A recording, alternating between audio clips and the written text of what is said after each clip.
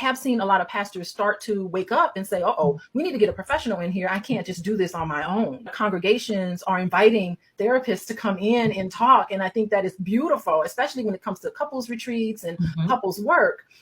So I'm just curious about, from your perspective, where do you see couples work in terms of seeking help with their marriage? You have to stick together no matter what happens in the family. And there's some very disturbing things that I'm seeing in these families. And I'm not certain, as a therapist, I'm not attached to the outcome of whether you're going to be together or not. I'm really interested in the process and self-actualization and all of that. But I'm curious about, how what your perspective is on that part.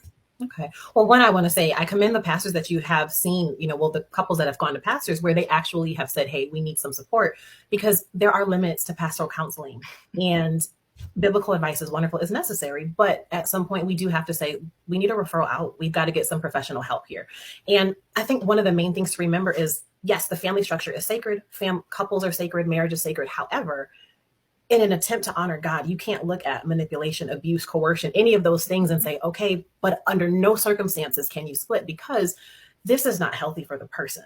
This is not healthy for the family unit. This is not healthy for children to see parents involved in these kinds of interactions, because then what does this teach the next generation? They're going to complete, these cycles. And oftentimes, in churches, we talk about breaking generational curses. You break generational curses by breaking generational trauma.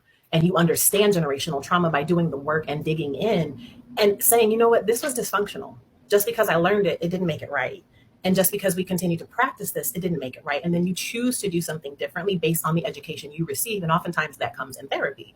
And so for families that are trying to just stay together without any type of a chance to separate and redefine what are roles and goals and all of that, I think it's really important to say, okay, but is there abuse going on? And abuse is not just the physical. There can be emotional abuse. There can be financial abuse. Yes. There can be all kinds of things going on. And if you're noticing any of that, it is to not be you recommending that people stay together at all costs.